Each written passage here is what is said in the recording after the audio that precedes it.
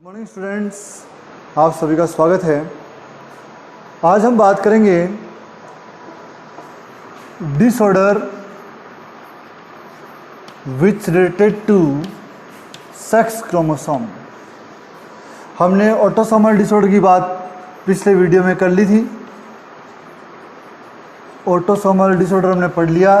Basically हमने 3 type पढ़े थे और एक एक्स्ट्रा पढ़ा था। इसमें हमने Patau syndrome, down syndrome, Edward syndrome plus यहाँ पर हमने क्राई ड्यू चैट सिंड्रोम पढ़ा था। ये सारे के सारे जो सिंड्रोम हैं वो डिपेंड करते हैं ऑटोसोम स्ट्रक्चर पर, ऑटोसोम की नंबरिंग पर। इट मीन्स मनुष्य के रेफरेंस में अगर हम देखें तो ये सारे के सारे रिलेटेड हैं 44 ऑटोसोम से। आज हमारी जिस क्लास की हम बात कर रहे हैं वो है सेक्स क्रोमोसोम से रिलेटेड। तो सबसे पहले हम इसी पर आते हैं। ये जो डिसऑर्डर हैं क्यों होते हैं? ये होते हैं ड्यू टू एबनॉर्मल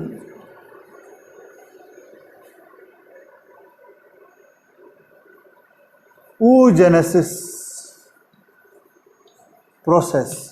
ये सामान्य रूप से oogenesis प्रोसेस में असामान्यता होने की वजह से होते हैं। बड़े आसान से हैं। आपको पहले तो ये समझना चाहिए कि oogenesis जो है वो एबनॉर्मल क्यों हो जाता है। एक सामान्य स्त्री की बात करें तो भारतीय संस्कृति के अनुसार 18 ईयर जो है वो स्टैंडर्ड शादी की उम्र मानी गई है। लेकिन अगर हम देखें तो एक हेल्दी महिला 25 की एज में शादी करनी चाहिए और 25 से 30 के मध्य उसको एक बेबी प्रोड्यूस करना चाहिए। लेकिन मॉडर्न संस्कृति बोलें या हाईटेक सोसाइटी की बात करें तो आजकल महिलाओं की शादी आफ्टर 30 और उससे भी ज़्यादा वर्ष में होती है। और इस सिंड्रोम का सबसे बड़ा कारण यही है। अत्याधुनिक संस्कृति के चक्कर में हम ये समझ ही नहीं पाते हैं कि हमारी फिजिकल जो प्रोसेस है उसमें oogenesis पर एज का साइड इफ़ेक्ट पड़ता है। और oogenesis अगर कोई महिला आफ्टर 35 ईयर बाद प्रेग्नेंट होती है तो ऐसी बहुत ज़्यादा संभावना है कि वो इस विकार का शिकार हो जाए। लेकिन यह संभावना 40 साल के बाद में बहुत ज़्यादा बढ़ जाती है, फ्रीक्वेंसी बहुत ज़्यादा बढ़ जाती है। यहाँ पर ये अगर 10 से 20% है तो यहाँ पर आते आते ये 50% से ज़्यादा हो जाती है। इसीलिए महिला को यदि संतान उत्पन्न करनी है तो वो सूटेबल एज जो है वो 25 से 30 या ज़्यादा 35 तक आप कर सकते हैं, उसके बाद नहीं करनी चाहिए। क्यों होता है ऐसा वो देखिए, समझते हैं प्रोसेस।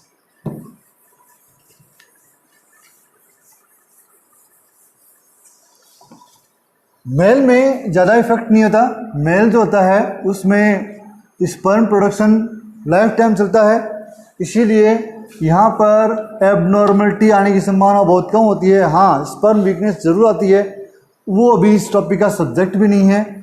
सपोज दैट मनुष्य के अंदर, मेल के अंदर 44+XY है, स्पर्मियोजेनेसिस होता है यहाँ पर। तो यहाँ पर स्पर्म बनेंगे 22+X और 22+Y। ये स्पर्म है और इनको हम फिलहाल नॉर्मल स्पर्म मान रहे हैं। सामान्य स्पर्म है, नॉर्मल है, क्योंकि मैंने पहले बता दिया spermiogenesis process occur life time in human being और मेल। लेकिन यही बात हम फीमेल की करें तो आफ्टर 40 ईयर बहुत ज़्यादा सर्टेनिटी है कि ये जो 44+XX है ये एबनॉर्मल oogenesis दर्शाए। तो यहाँ पर एबनॉर्मल oogenesis का मतलब हो गया कि यहाँ पर XY प्रॉपरली सेपरेट ही ना हो पाए। तो एक अंडे में दोनों एग्स चले जाएंगे और एक में एक भी नहीं आ पाएगा। तो यहाँ देखिए 23 होने चाहिए थे, 24 हो गए, यहाँ 23 होने चाहिए, 22 हो गए। यह है एबनॉर्मल oogenesis। बेसिकली प्रोसेसिंग के दौरान पता ही नहीं होता कि क्या होने वाला है। अगर ये महिला इस पुरुष के साथ फर्टाइल होती है तो यहाँ हो जाएगा 44+X, X, X यहाँ देखिए आप एक एक्स्ट्रा एक्स बढ़कर आ गया। बात करेंगे क्या है ये, अगर यही महिला इसके साथ फ्यूज होती है तो ये हो जाएगा 44 प्लस एक्स 0। सेकेंड कंडीशन एक कम हो गया, ये पुरुष इस महिला के साथ फ्यूज होता है तो 44 प्लस एक्स एक्स वाई, और यदि ये पुरुष इस महिला के साथ फ्यूज होता है तो 44 प्लस 0 वाई। ये कंडीशन जो है वो उस कंडीशन वाले व्यक्ति सर्वाइव नहीं कर पाते हैं, तो ये बच्चा डेड ही पैदा होता है, मृत पैदा होता है। लेकिन यहाँ देखिए, यहाँ पर टोटल नंबर ऑफ क्रोमोसोम कितने हो गए 45, यहाँ टोटल नंबर ऑफ क्रोमोसोम कितने हो गए 47। इसको कहते हैं Turner syndrome. Turner syndrome, Turner syndrome के अंदर जो क्रोमोसोम की कमी हुई है वो ये एक एक्स की कमी, इसलिए ये आमतौर पर फीमेल होती हैं।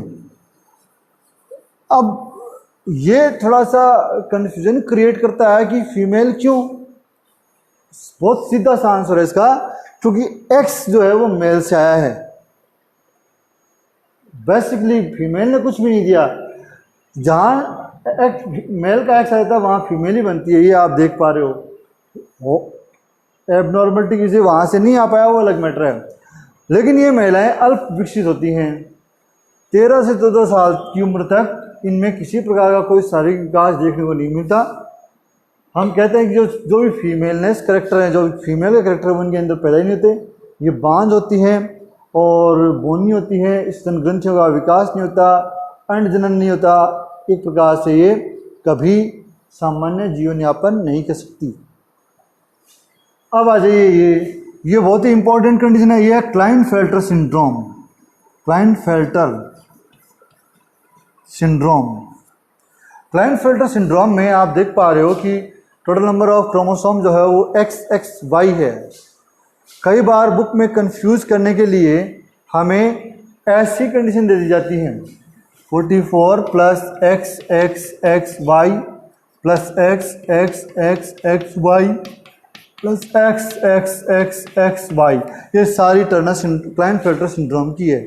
यहाँ पर कितने भी एक्स हो, वाई अगर साथ में है तो वो क्लाइनफेल्टर सिंड्रोम होगा।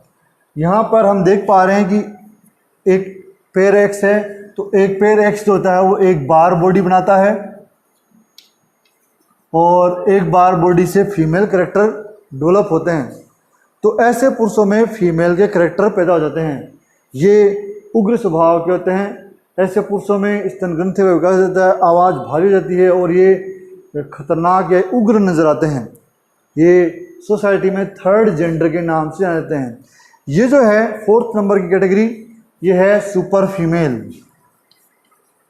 सुपर फीमेल, सुपर फीमेल का मतलब आप समझते हो थर्ड जेंडर से। तो ओवरऑल ये सारे के सारे थर्ड जेंडर ही हैं।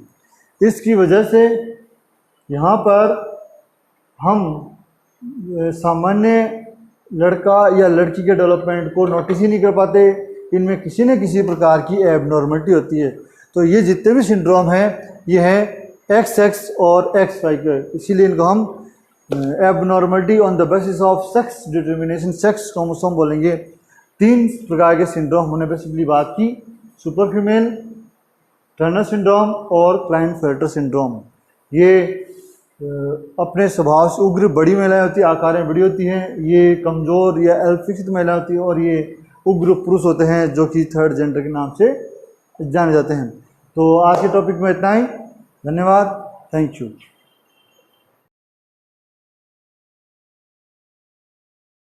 मॉर्निंग स्टूडेंट्स, आप सभी का स्वागत है।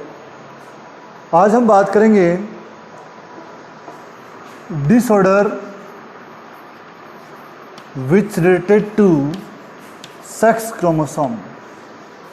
हमने ऑटोसोमल डिसऑर्डर की बात पिछले वीडियो में कर ली थी। ऑटोसोमल डिसऑर्डर हमने पढ़ लिया।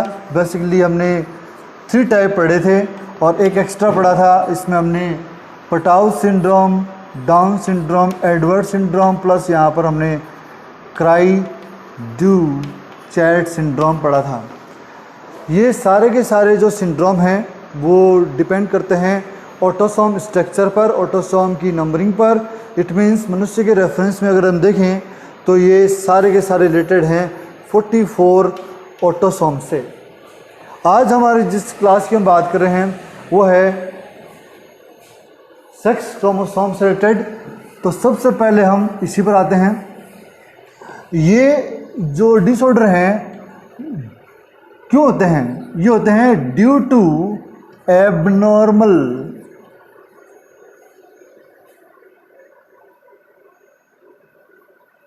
oogenesis process. ये सामान्य रूप से oogenesis प्रोसेस में असामान्यता होने की वजह से होते हैं। बड़े आसान से हैं। आपको पहले तो ये समझना चाहिए कि oogenesis जो है वो एबनॉर्मल क्यों हो जाता है।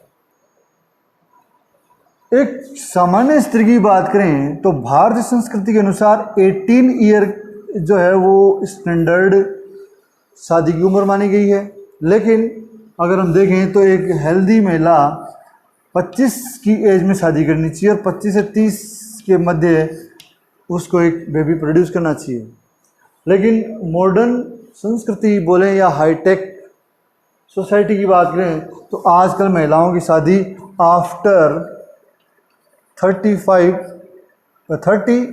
और उससे भी ज़्यादा वर्ष में होती है। और इस सिंड्रोम का सबसे बड़ा कारण यही है।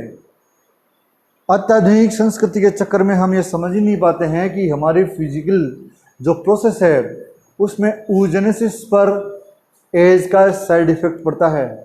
और oogenesis अगर कोई महिला आफ्टर 35 ईयर बाद प्रेग्नेंट होती है तो ऐसी बहुत ज़्यादा संभावना है कि वो इस विकार का शिकार हो जाए।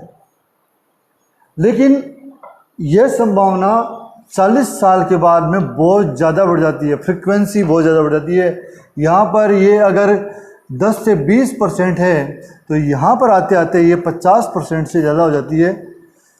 इसीलिए महिला को यदि संतान उत्पन्न करनी है तो वो सूटेबल एज जो है वो 25 से 30 या ज़्यादा 35 तक आप कर सकते हैं, उसके बाद नहीं करनी चाहिए।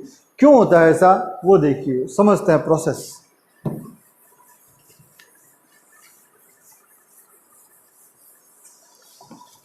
मेल में ज़्यादा इफेक्ट नहीं होता। मेल जो होता है उसमें स्पर्म प्रोडक्शन लाइफ टाइम चलता है, इसीलिए यहाँ पर एबनॉर्मलिटी आने की संभावना बहुत कम होती है। हाँ, स्पर्म वीकनेस जरूर आती है, वो अभी इस टॉपिक का सब्जेक्ट भी नहीं है। सपोज दैट मनुष्य के अंदर, मेल के अंदर 44 + XY है, स्पर्मियोजेनेसिस होता है यहाँ पर। तो यहाँ पर स्पर्म बनेंगे 22 + X और 22 + Y। ये स्पर्म है और इनको हम फिलहाल नॉर्मल स्पर्म मान रहे हैं, सामान्य स्पर्म है, नॉर्मल है, क्योंकि मैंने पहले बता दिया spermiogenesis process occur life time in human being और मेल। लेकिन यही बात हम फीमेल की करें तो आफ्टर 40 ईयर बहुत ज़्यादा सर्टेनिटी है कि ये जो 44 + XX है ये एबनॉर्मल oogenesis दर्शाए। तो यहाँ पर एबनॉर्मल oogenesis का मतलब हो गया कि यहाँ पर XY प्रॉपरली सेपरेट ही ना हो पाए। तो एक अंडे में दोनों एग्स चले जाएंगे और एक में एक भी नहीं आ पाएगा। तो यहाँ देखिए 23 होने चाहिए थे, 24 हो गए, यहाँ 23 होने चाहिए, 22 हो गए। यह है एबनॉर्मल oogenesis। बेसिकली प्रोसेसिंग के दौरान पता ही नहीं होता कि क्या होने वाला है। अगर ये महिला इस पुरुष के साथ फर्टाइल होती है तो यहाँ हो जाएगा 44 + XX। यहाँ देखिए आप, एक एक्स्ट्रा X बढ़कर आ गया। बात करेंगे क्या है ये। अगर यही महिला इसके साथ फ्यूज होती है तो ये हो जाएगा 44 + X0। सेकेंड कंडीशन एक कम हो गया। ये पुरुष इस महिला के साथ फ्यूज होता है तो 44 + XY, और यदि ये पुरुष इस महिला के साथ फ्यूज होता है तो 44 + 0Y। ये कंडीशन जो है वो उस कंडीशन वाले व्यक्ति सर्वाइव नहीं कर पाते हैं, तो ये बच्चा डेड ही पैदा होता है, मृत पैदा होता है। लेकिन यहाँ देखिए यहाँ पर टोटल नंबर ऑफ क्रोमोसोम कितने हो गए 45, यहाँ टोटल नंबर ऑफ क्रोमोसोम कितने हो गए 47। इसको कहते हैं Turner syndrome. Turner syndrome, Turner syndrome के अंदर जो क्रोमोसोम की कमी हुई है वो ये एक एक्स की कमी, इसलिए ये आमतौर पर फीमेल होती हैं। अब ये थोड़ा सा कंफ्यूजन क्रिएट करता है कि फीमेल क्यों। बहुत सीधा सा आंसर है इसका, क्योंकि एक्स जो है वो मेल से आया है। बेसिकली फीमेल ने कुछ भी नहीं दिया, जहाँ मेल का एक्स आया था वहाँ फीमेल ही बनती है, ये आप देख पा रहे हो। एबनॉर्मलिटी किसी वहाँ से नहीं आ पाया, वो अलग मैटर है। लेकिन ये महिलाएं अल्प विकसित होती हैं, 13 से 14 साल की उम्र तक इनमें किसी प्रकार का कोई शारीरिक विकास देखने को नहीं मिलता। हम कहते हैं कि जो भी फीमेलनेस करेक्टर है, जो फीमेल के करेक्टर है, उनके अंदर पैदा ही नहीं होते। ये बांझ होती हैं और बोनी होती हैं, स्तन ग्रंथियों का विकास नहीं होता, अंड जनन नहीं होता। एक प्रकार से ये कभी सामान्य जीवन यापन नहीं कर सकती। अब आ जाइए, ये बहुत ही इंपॉर्टेंट कंडीशन है, ये है Klinefelter syndrome. Klinefelter syndrome, Klinefelter syndrome में आप देख पा रहे हो कि टोटल नंबर ऑफ क्रोमोसोम जो है वो XXY है। कई बार बुक में कंफ्यूज करने के लिए हमें ऐसी कंडीशन दे दी जाती है 44 plus XXXY plus XXXXY plus XXXXY, ये सारी टर्नर क्लाइनफेल्टर सिंड्रोम की है। यहाँ पर कितने भी X हो, Y अगर साथ में है तो वो क्लाइनफेल्टर सिंड्रोम होगा। यहाँ पर हम देख पा रहे हैं कि एक पेयर X है, तो एक पेयर X जो होता है वो एक बार बॉडी बनाता है और एक बार बॉडी से फीमेल करेक्टर डेवलप होते हैं। तो ऐसे पुरुषों में फीमेल के करेक्टर पैदा हो जाते हैं। ये उग्र स्वभाव के होते हैं। ऐसे पुरुषों में स्तन ग्रंथि का विकास होता है, आवाज़ भारी हो जाती है और ये खतरनाक या उग्र नजर आते हैं। ये सोसाइटी में थर्ड जेंडर के नाम से जाने जाते हैं। ये जो है 4th नंबर की कैटेगरी, ये है super female. Super female, super female का मतलब आप समझते हो थर्ड जेंडर से। तो ओवरऑल ये सारे के सारे थर्ड जेंडर ही हैं। इसकी वजह से यहाँ पर हम सामान्य लड़का या लड़की के डेवलपमेंट को नोटिस ही नहीं कर पाते। इनमें किसी न किसी प्रकार की एबनॉर्मलिटी होती है। तो ये जितने भी सिंड्रोम हैं ये है XX और XY के, इसीलिए इनको हम abnormality on the basis of sex determination, sex chromosome बोलेंगे। 3 प्रकार के सिंड्रोम हमने बेसिकली बात की, सुपर फीमेल, टर्नर सिंड्रोम और क्लाइनफेल्टर सिंड्रोम। ये अपने स्वभाव से उग्र बड़ी महिलाएं होती हैं, आकार में बड़ी होती हैं। ये कमज़ोर या अल्पविकसित महिलाएं होती हैं और ये उग्र पुरुष होते हैं जो कि थर्ड जेंडर के नाम से जाने जाते हैं। तो आज के टॉपिक में इतना ही। धन्यवाद, थैंक यू।